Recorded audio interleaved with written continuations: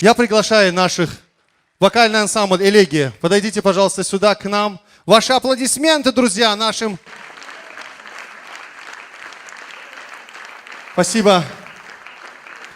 Давайте так.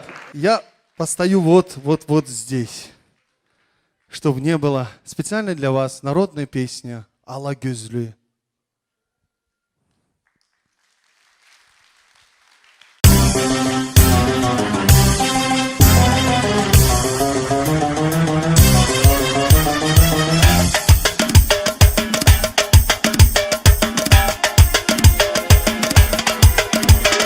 Ustundava yardım şikil ay ala gözlü Vazmani yarlı huzava ay ala gözlü Vazmani yarlı huzava ay ala gözlü can Vazmani yarlı huzava ay ala gözlü Vazmani yarlı huzava ay can Vazmani yarlı huzava ay ala gözlü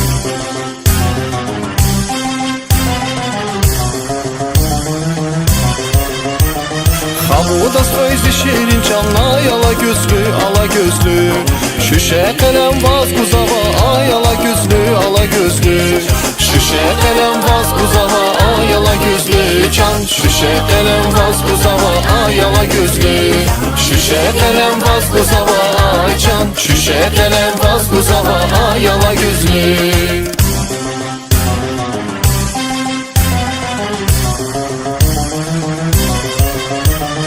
Ustundava yardım şikil ay ala gözlü Vazmani yarlı huzava ay ala gözlü Vazmani yarlı huzava ay ala gözlü can Vazmani yarlı huzava ay ala gözlü Vazmani yarlı huzava ay can Vazmani yarlı huzava ay ala gözlü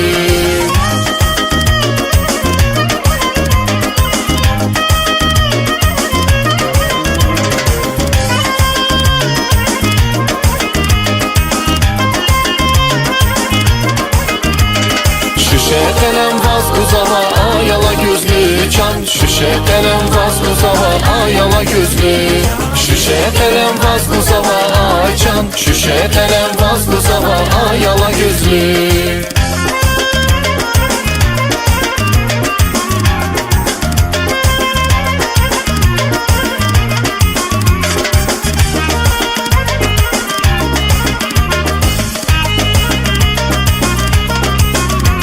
Şüşe kalem vaz kuzava ay ala gözlü can Şüşe kalem vaz kuzava ay ala gözlü Şüşe kalem vaz kuzava ay can Şüşe kalem vaz kuzava ay ala gözlü